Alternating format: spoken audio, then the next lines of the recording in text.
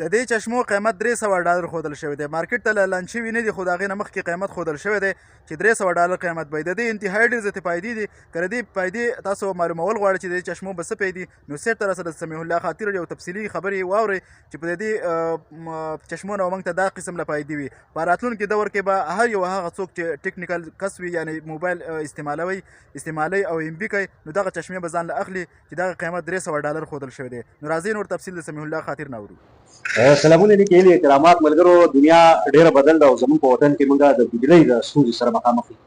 زه راځم دا چې دنیا څومره بدل ده او ټکنالوژي انسانانو ته څومره سهولتونه جوړوي. بېګا هم په دې غږېدلی مو اوس غواړم چې لږ په تفصیل باندې خبره وکړم. میټا اے آی ګلاسز چې کوم دي ریبان په نوم باندې، دا چشمې دي یا ګلاسز دي او دا دغه خلکو لپاره ډېر کارآمد دي.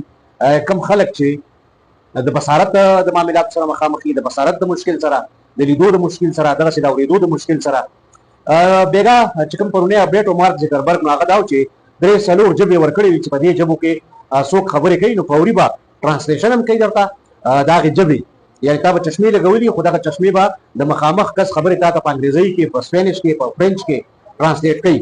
دا دنیا دوه درې غټې ژبې دي کېدای شي، او کېدای شي نه بلکې رښتیا خبرداره چې په راتلونکي وخت کې به دا نور هم ایکسپینډ شي دا پروګرام.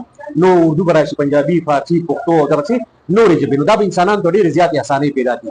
مارک زکربرګ ریبان چې کوم ماډل دی د چشمو یا د ګلاسز چشمې عینک کې لږ فرق یا اردو کې او ګلاسز نو چشمې، نو په دې کې فوري به انسټنټ اے آی په مدد باندې به ته ریکارډینګ هم شي کولی. تا ته به د کیمرې ضرورت هم دی، تا ته په هغې کې د سیم کارډ لګولو ضرورت نه وي، بلکې سیم کارډ به هغې کې خپل انکارپوریټ وي او نیټ په ورباندې هم کولی شي. په ورچوال ریالټي کې، اګمنټډ ریالټي کې، یعنې په یو مختلف ماحول کې ته اوسېده غواړې، ځان لیده غواړې، یو ځای ته ډیجیټلي تله غواړې یا ورچوالي تله غواړې، یو باغ کې ځان لیده غواړې، ستا د ذهن دپاره د ریفریش کېدو دپاره په یو ایونټ کې شرکت دی، نو هغه به ته ورچوالي په هغه کې ملک به داسې فیل کې چې ته ایګزیکټلي هلته موجود یې.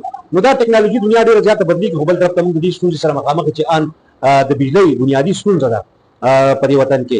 البته دا ما چې کومې چشمې لګولې دا بلو کټ دي، دا دې لپاره دي چې نظر د سکرین کې ته کله نظر کار خرابېږي، نو مطلب دا یو پروټیکټیو ګیرز ورته ویلی شي.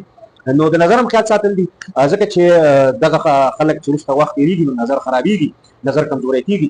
البته د دغه ریبان میټا اے آی حوالې سره پوره تفصیل چې کوم دی نو هغه یو بلاګ کې ما پوسټ کړی دی، زه به یې لاندې کمنټ کې شیر کړم، بیا حتما وګورئ. اردو کې، انګریزۍ کې ډېر انټرسټینګ چیز دی. قیمت یې څومره دی پاکستان کې؟ $299-300 دا یو نیم لک پاکستاني روپۍ جوړېږي. او په راتلونکي وخت کې دا څونه زیات پروډکشن سیوا کېږي نو قیمت به یې کمیږي.